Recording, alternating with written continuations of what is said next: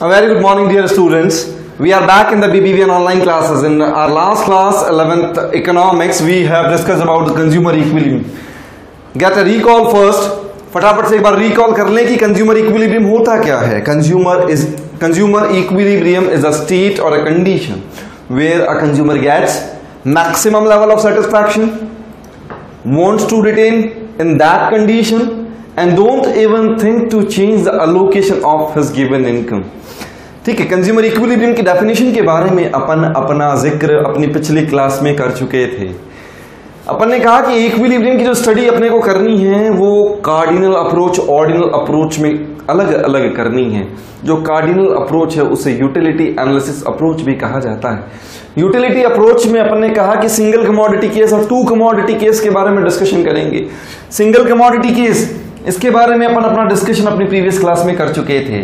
अपन ने एक छोटा सा एग्जांपल लिया था कि भैया एक गुड है वो 5 रुपए की है और उसकी चौथी यूनिट कंज्यूम करने से जो एमयू आपको मिलती है, एक मिनट देखिएगा, ये 4 पर यूनिट है. ये क्या है? 4 पर यूनिट. ये 4 पर यूनिट है, रुपी नहीं है ये 4 पर यूनिट है. यहां पर लिखा है when the price of good is ₹5 per unit and MU derived by the 4th unit of a good is 4 per unit. Do you think consumer has an equilibrium? 5 रुपए पर यूनिट प्राइस है, 4 रुपए per unit उसकी या फिर marginal utility आपको मिलती है चौथी यूनिट को कंज्यूम करने से. इससे आपने एक टेबल बनाई थी. आपने कहा था कि भाई as soon as you are increasing the consumption of good X, the MU derived by additional commodity is falling continuously. यानी कि हर एक बढ़ती हुई कमोडिटी, बढ़ती हुई यूनिट के कंजम्पशन के साथ में MU आपका फॉल करता जाता है. अपन कहते हैं अगर इसे डायग्राम पर लिया जाए, तो कंडीशन कुछ ऐसी आ जाती है आपकी. OX axis, OY axis. अब अगर आप प्राइस को कांस्टेंट करते हैं तो प्राइस आपकी यहां पर कांस्टेंट हो जाती है. मान लेते हैं कि दैट इज द प्राइस. माना कि आपके लिए प्राइस है PX है. यहां पर आपने प्राइस ले रखा है. This one is for unit, units ले रखी हैं आपने. ठीक है. अब MU आपका पहले इनिशियल यानी कि फर्स्ट कमोडिटी पर ज्यादा था, यहां पर ज्यादा था फर्स्ट कमोडिटी पर, और धीरे धीरे MU आपका फॉल करता है. ये MU आपका फॉल कर रहा है, ये MU आपका फॉल करता है. अब अपन कहते हैं कि where both MUX and PX become equal, that will be the equilibrium. That will be the equilibrium. यहां इक्विलिब्रियम होगा. और इस टेबल में देखिएगा ये कौन सी यूनिट पर स्टक होता है? 3rd यूनिट पर. यानी कि rational consumer will consume 3 units of good X as this is the place where MUX become equal to PX. जहां पर MUX PX के बराबर होता है. तो इससे पहले का जो स्पेस है, ये जो स्पेस है यहां पर देखिएगा, this space is known as consumer surplus. Consumer surplus. Consumer surplus का मतलब क्या हो गया कि इसका सेटिस्फैक्शन ज्यादा है, सेटिस्फैक्शन ज्यादा है सैक्रिफाइस से. सेटिस्फैक्शन ज्यादा है सैक्रिफाइस से. सेटिस्फैक्शन क्या है? ज्यादा है सैक्रिफाइस से. सेटिस्फैक्शन किस सेंस में? Bye consuming additional unit. और सैक्रिफाइस किस सेंस में है? Bye paying off the price of goods. यानी कि पैसा चुकाने से जो दर्द होता है वो कम होता है. किसके कंपैरिजन में? चीज को कंज्यूम करने से मिलने वाले सेटिस्फैक्शन के रेफरेंस में.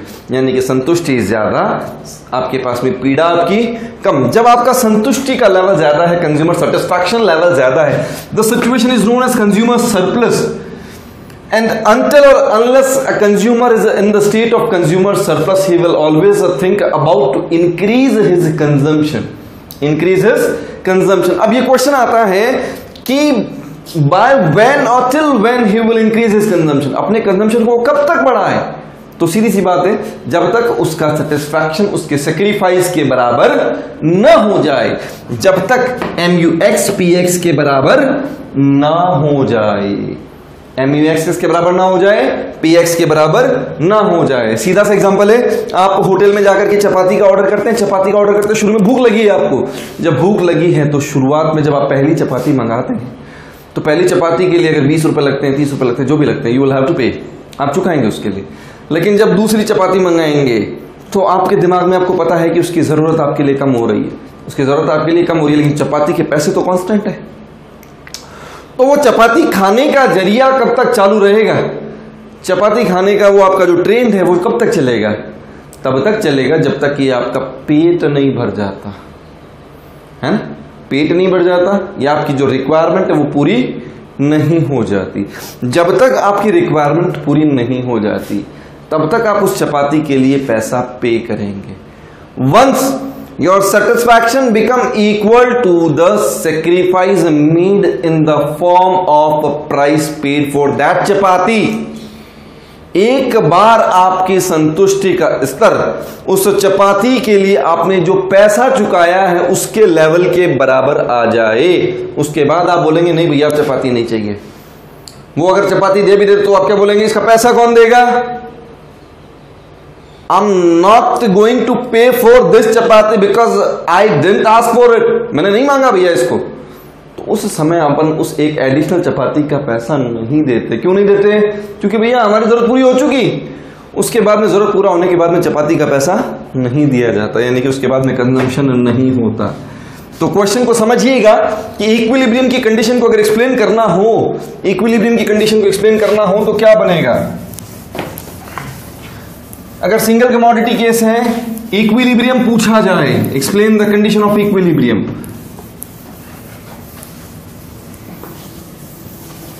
तो देखिएगा सबसे पहली कंडीशन आपकी ये आएगी, MUX is equal to PX, या फिर MUX upon PX is equal to MUM। जब भी आपसे पूछा जाए explain the utility approach of consumer equilibrium, तो उसमें आप अगर सिंगल कमोडिटी का रेफरेंस लेते हैं तो उसकी दो प्राइमरी कंडीशंस हैं, आप इन दोनों कंडीशंस को एक्सप्लेन करेंगे। पहली कंडीशन क्या है, MUX must equal to PX, MUX upon PX is equal to MUM। और दूसरा आता है law of diminishing marginal utility.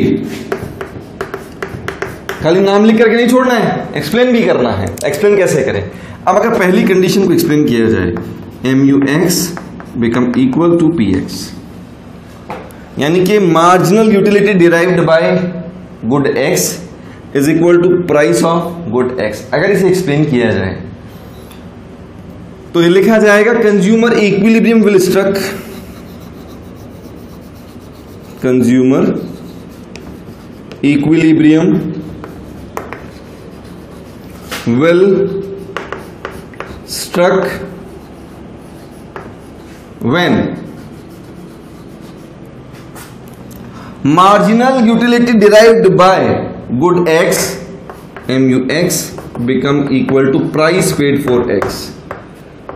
ये तो लिखना ही लिखना है। उसके बाद अपन एक डिसइक्विलिब्रियम की कंडीशन लेते हैं, when MUX is greater than PX, जब मार्जिनल यूटिलिटी ज्यादा हो बजाय के प्राइस पेड के। तो क्या करना है, ये आपको भी लेना है जब भी ये क्वेश्चन पूछा जाए। एक डिसइक्विलिब्रियम की कंडीशन लेनी है आपको। आपने लिखा MUX is greater then PX, तो इसका मतलब क्या होता है, इन this case consumer is in the state of, consumer is in the state of consumer surplus,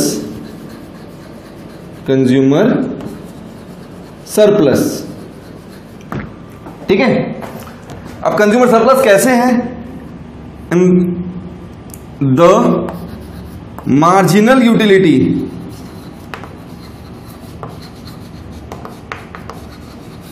of good X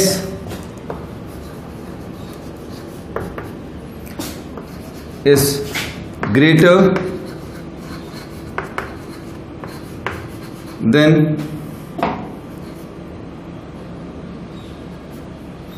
the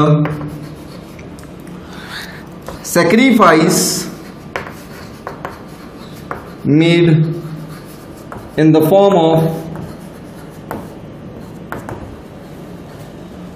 of price paid, यानी कि पैसा चुका करके आपको जो सेक्रीफाइस हुआ उसके कंपैरिजन में आपको मिलने वाला सेटिस्फैक्शन ज्यादा है. एज अ रिजल्ट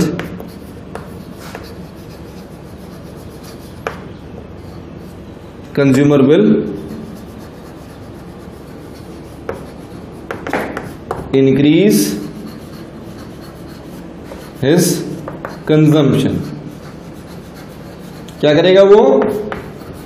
कंजम्पशन को बढ़ाएगा. अब अगला क्वेश्चन ये आता है कि भैया कितना बढ़ाएगा? The consumption will go on. The consumption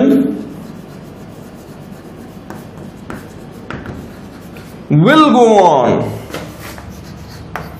will go on till the MUX become equal to, जब तक MUX PX के बराबर नहीं हो जाता तब तक आपको आपका कंजम्पशन बढ़ाना पड़ेगा. यानी कि अपने को सबसे पहली कंडीशन क्या है? MUX equal to PX. इसे एक्सप्लेन कैसे किया जाए? तो अपन कहेंगे कंज्यूमर इक्विलिब्रियम स्टक तब होता है भैया जब MUX PX के बराबर होता है, तभी इक्विलिब्रियम स्टक होता है. जब सेक्रीफाइस सेटिस्फैक्शन के बराबर हो, जब satisfaction is equal to sacrifice, दोनों आपस में एक दूसरे के बराबर हो, तब अपन ये कहेंगे कि इक्विलिब्रियम स्टक होता है. अब अगर क्वेश्चन में इसे एक्सप्लेन करना हो तो आप यहां पर कंडीशन लेते हैं. अगर सेटिस्फैक्शन ज्यादा है सेक्रीफाइस से, सेटिस्फैक्शन क्या है? ज्यादा है सेक्रीफाइस से, आप बताएं क्या करेंगे? अगर सेटिस्फैक्शन ज्यादा होगा और सेक्रीफाइस कम होता है तो आप क्या करेंगे? उसका कंजम्पशन और करेंगे. यही काम आपने यहां किया. The marginal utility of good X is greater than the sacrifice made in the form of the price paid. As a result consumer will increase his consumption. Consumption को बढ़ाएगा. ठीक है, ये पहली कंडीशन थी. Second condition, law of diminishing marginal utility. ये आप अपने आप लिखेंगे. इसमें क्या लिखना है? As soon as consumer increases the consumption of goods, his MU derived by each additional unit tends to fall. दोबारा रिपीट करें. As soon as consumer increases the consumption of goods, the MU derived by each additional unit tends to fall. यही आपको कहां लिखना है? Law of diminishing marginal utility में लिखना है. ठीक है, चलिए अब अपन कहें कि ये हमारा इक्विलिब्रियम कंप्लीट हो जाता है. इक्विलिब्रियम हमारा कंप्लीट हो जाता है. अब दो क्वेश्चंस यहां पर चलते हैं. दो क्वेश्चंस क्या चलते हैं वो देखिएगा.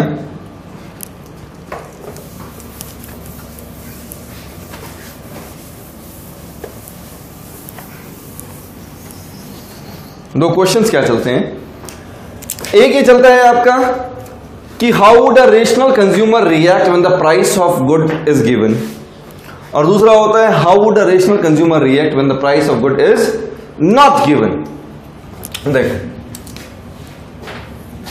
Reaction of consumer, reaction of rational consumer, rational consumer. एक रेशनल कंज्यूमर का रिएक्शन क्या होगा when the price of good is given?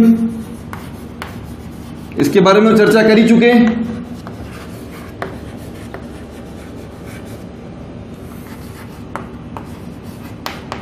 और इसी तरीके से when the price of good is, when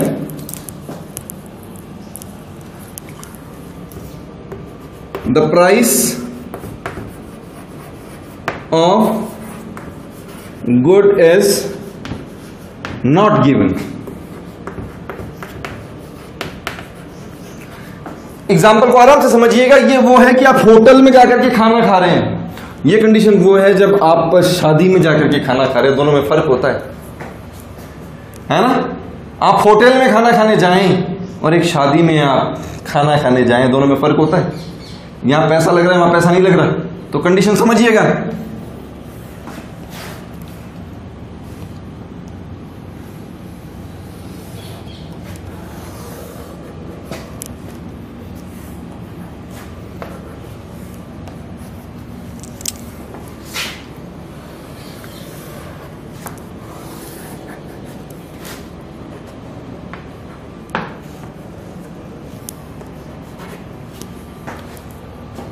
ठीक है, यहां पर अपन लेते हैं यूनिट्स, यहां लेते हैं प्राइस।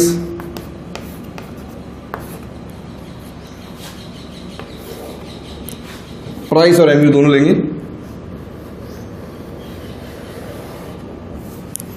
प्राइस एंड एमयूएक्स दोनों लेते हैं। और एमयूएक्स क्या करता है आपका? मार्जिनल यूटिलिटी क्या करती है? फॉल करती है with the consumption of each successive unit. ये फॉल कर रही है एमयूएक्स, ठीक है। ये एमयूएक्स क्या कर रहा है आपका? फॉल करता है। अब अपन कहें कि अगर ये फॉल करता है तो इस कंडीशन में ये जो पॉइंट है आपका, ये इक्विलिब्रियम कहलाएगा। ये क्या कहलाएगा? इक्विलिब्रियम। और ये स्पेस आपका कंज्यूमर सरप्लस। ये स्पेस क्या है? Consumer surplus. यहां तक आप कंजम्पशन करते हैं। This one is px, this one is MUX. इसके बारे में अपन ने डिस्कशन किया था अपने प्रीवियस जो इससे पहले का जो टॉपिक था उस टॉपिक में। अब अपन कहें कि जब प्राइस दे ही ना रखी हो तब क्या करना है साहब? जब प्राइस दे ही नहीं रखी तो अपन क्या करते हैं? शादी ब्याह में जाते हैं तो क्या खाली उतना ही खाते हैं जितना जरूरत हो, या जरूरत से ज्यादा भी खा लेते हैं। यानी कि टॉप टू बॉटम यहां तक आ जाए ना, जब तक वापस आने की कंडीशन नहीं है तब तक खाते जाते हैं। Exceptions are everywhere. कुछ लोग बोलते हैं नहीं सर हम तो उतना ही खाते हैं जितना जरूरत होती है, लेकिन जनरली शादियों में देखा होगा आपने, हमें दे, यानी कि हाथ ऊपर से आती है प्लेट, मीठा सब टेस्ट करना होता है, सब चीजें मिला करके खानी होती है। फिर कोई दोस्त आकर कह देता है हमारे साथ तो खाया ही नहीं, तो उसको फिर ज्वाइन करना पड़ता है। तो कुल मिला करके यहाँ पर खाया कितना जाता है? तब तक खाया जाता है जब तक टीयू यहाँ ना आ जाए। यानी कि यहाँ पर एमयू की बात नहीं करते, यहाँ किसकी बात करते हैं? टीयू की। यानी कि टीयू यहां पर आ जाए, इसका मतलब अब एमयू 0 है। इसके बाद अगर खाया तो वॉमिट आ जानी है, यानी कि एमयू नेगेटिव हो जाना है। यानी उस कंडीशन में ये यूनिट यहां पर एमयू टीयू ले लेते हैं। यहां क्या ले लें? MU TU. टीयू आपका क्या करता है? पहले राइज करता है, मैक्सिमम पॉइंट है। इसके बारे में डिस्कशन अपन अपने यूटिलिटी टॉपिक में कर चुके हैं। यहां से टीयू फॉल करना शुरू करता है। This one is TU. MU आपका